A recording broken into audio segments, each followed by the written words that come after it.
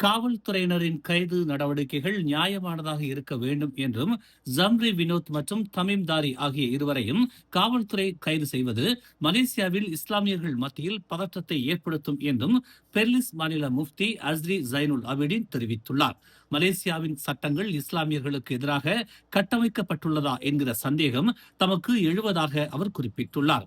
Zambry Vinod மற்றும் Tamim தாரி தொடர்புடைய வழக்குகளில் காவல்துறை நியாயமாக செயல்படுகிறதா என்றால் அது இல்லை என்று அவர் குறிப்பிட்டுள்ளார்.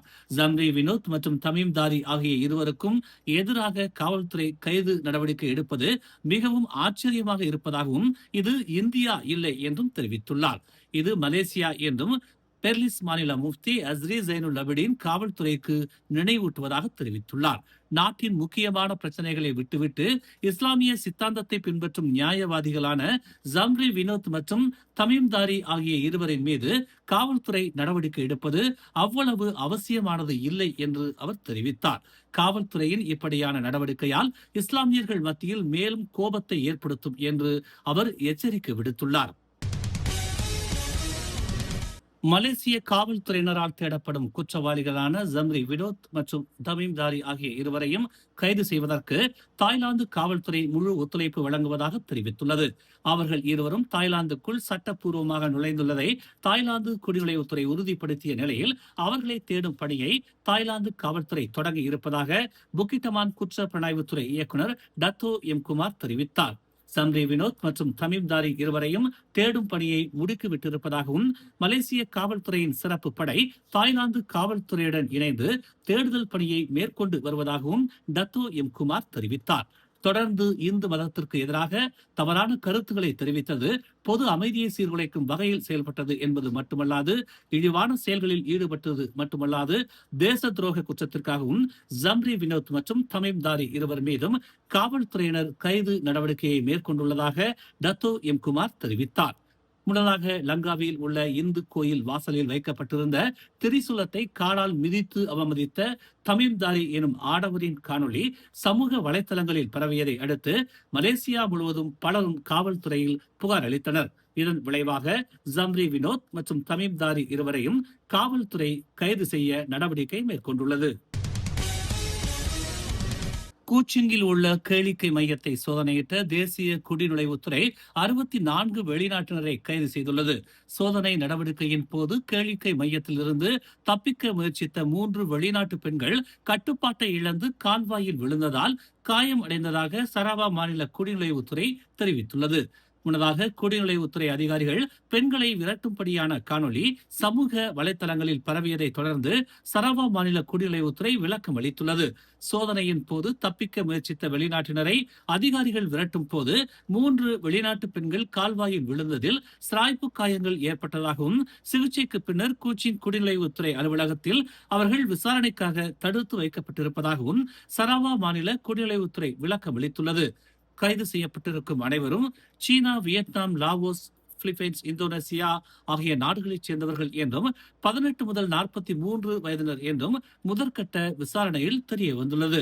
சம்பந்தப்பட்ட கேளிக்கை மையத்தில் சட்டவிரோத சூதாட்ட மையங்களில் பணியாற்றிய 22 வெளிநாட்டினரும் கைது செய்யப்பட்டிருப்பதாகவும் சரவா மாநில குடிநுழைவுத்துறை தெரிவித்துள்ளது. மலாக்காவில் மேற்கொள்ளப்பட்ட 3 வெவ்வேறு சோதனை நடவடிக்கையில் போதைப் பொருள் கடத்தல் கும்பலைச் சேர்ந்த ஒரு பெண் உட்பட 5 உள்ளூர்வாசிகள் கைது செய்யப்பட்டிருப்பதாக தேசிய போதைப் பொருள் குற்ற புலனாய்வுத்துறை தலைவர் டத்தோ ஹுசைன் ஒமார் கான் தெரிவித்தார். மலாக்கா தமான் புஞ்சாக் பெர்தாம் பகுதியில் அமைந்துள்ள சொகுசு அடுக்குமாடி வீட்டிலிருந்து 5 கிலோகிராம் இடையிலான எரிமின் வகை போதைப் பொருட்களுடன் கை தொலைபேசிகளும் மடிக்கணினிகளும் பறிமுதல் செய்யப்பட்டதாகவும், மலாக்கா தமான் கனாங்கா பகுதியில் மேற்கொள்ளப்பட்ட 2வது சோதனையில் எக்ஸ்டாசி எரிமின் கத்தமின் வகை போதைப் பொருட்களுடன் 2 கைது செய்யப்பட்டதாகவும் டத்தோ ஹுசைன் ஒமார் கான் கூறினார். 3வதாக மலாக்கா தமான் சாத்து கிரிபோங் பகுதியில் உள்ள சொகுசு ஆடம்பர வீட்டில் MDMA எரிமின் கத்தமைன் வகை மாத்திரைகளுடன் 2 கைது செய்யப்பட்டதாகவும் அவர் கூறினார். இந்த சோதனை நடவடிக்கையின் போது 23 முதல் 55 வயதுடைய 5 கைது செய்யப்பட்டிருப்பதாகவும், அனைவரும் உள்ளூர்வாசிகள் என்று அடையாளம் காணப்பட்டுள்ளதாகவும், பறிமுதல் செய்யப்பட்ட போதைப் பொருட்களின் மொத்த மதிப்பு 86.78 மில்லியன் ரிங்கிட் என கணக்கிடப்பட்டிருப்பதாகவும் தேசிய போதைப் பொருள் குற்ற புலனாய்வுத்துறை தலைவர் டத்தோ ஹுசைன் ஒமார் கான் தெரிவித்தார். தலைநகர் கோலாலம்பூரில் தகாத முறையில் செயல்பட்டு வந்ததாக நம்பப்படும் மசாஜ் மையங்களை சோதனையிட்ட கோலாலம்பூர் நகராண்மை கழகம் 6 மசாஜ் மையங்களை நிரந்தரமாக மூடியுள்ளது. நேற்று இரவு மேற்கொள்ளப்பட்ட சோதனை நடவடிக்கையின் போது சம்பந்தப்பட்ட 6 மசாஜ் மையங்களில் தகாத செயல்பாடுகளை அடையாளம் கண்டதாகவும் கோலாலம்பூர் நகராண்மை கழகம் தெரிவித்துள்ளது. 5 மசாஜ் மையங்களும் வணிக உரிமம் இல்லாது செயல்பட்டதாகவும், ஒரு மசாஜ் மையம் முறையான அனுமதியுடன் இயங்கி வந்தாலும் தகாத செயல்பாடுகளில் ஈடுபட்டதற்கான சாட்சிகள் கண்டறியப்பட்டிருப்பதாகவும் கோலாலம்பூர் நகராண்மை கழகம் தெரிவித்துள்ளது. சம்பந்தப்பட்ட 6 மசாஜ் மையங்களில் பணியாற்றிய 17 வெளிநாட்டு பெண்களையும் காவல்துறையினர் தடுப்பு காவலில் வைத்திருப்பதாகவும், துப்புரவு பணியாளர்களுக்கான பணியாளர் உரிமத்தை வைத்திருந்த 8 வெளிநாட்டு பெண்கள் உட்பட எந்த ஒரு ஆவணங்களும் இல்லாத 9 வெளிநாட்டு பெண்களும் மேலதிக விசாரணைக்காக குடிநுழைவு துறையிடம் ஒப்படைக்கப்பட்டிருப்பதாகவும் கோலாலம்பூர் நகராண்மை கழகம் தெரிவித்துள்ளது. மூடப்பட்டிருக்கும் வளாகங்களில் உரிமையாளர்களுக்கு நோட்டீஸ் வழங்கப்பட்டிருப்பதுடன் நேரில் ஆஜராகும்படி கோலாலம்பூர் நகராண்மை கழகம் வலியுறுத்தியுள்ளது.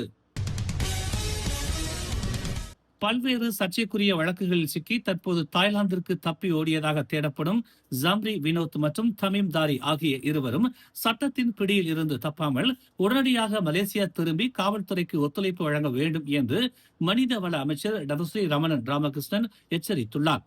நாட்டின் அமைதி மற்றும் நல்லிணக்கத்தை சீர்குலைக்கும் வகையில் செயல்படும் சம்பந்தப்பட்ட நபர்கள் மீது 3R சட்டத்தின் கீழ் நடவடிக்கை எடுக்கப்படும் என்பதில் தாம் உறுதியாக இருப்பதாகவும் சுங்கைபுலோ நாடாளுமன்ற உறுப்பினருமான அவர் கூறினார். அவர் சீனராகவோ மலாய்க்காரராகவோ அல்லது இந்தியராகவோ இருக்கலாம், அது முக்கியம் அல்ல. 3R விவகாரங்களை பேசி நாட்டின் ஒற்றுமையை கெடுக்க முயன்றால் அவர்கள் மீது சமரசம் இன்றி கடுமையான நடவடிக்கையை காவல்துறை எடுக்கும் என்று PKR உதவி தலைவருமான டத்தஸ்ரீ ரமணன் தெரிவித்தார். நீங்கள் எந்த தவறும் செய்யவில்லை என்றால் ஏன் மறைந்து வாழ வேண்டும்? மலேசியாவுக்கு திரும்புங்கள் என்பதே எனது அறிவுரை. இதற்கு முன்பு பொது வழியில் தைரியமாக பேசி மக்களை பிரதிநிதித்துவப்படுத்துவதாக கூறிக்கொண்டு குழப்பத்தை விளைவித்த இவர்கள் இப்போது நாட்டை விட்டு ஓடி இருக்கிறார்கள் என டதஸ்ரீ ரமணன் ராமகிருஷ்ணன் தெரிவித்தார். மேலும் செய்திகளை தெரிந்து கொள்ள தமிழ் மலர் இணையதளம், தமிழ் மலர் செயலி மற்றும் மலர் டிவி யூடியூப் சேனலை வலம் வாருங்கள். எங்களோடு இணைந்திருக்க மலர் டிவியை பதிவு செய்து கொள்ளுங்கள்.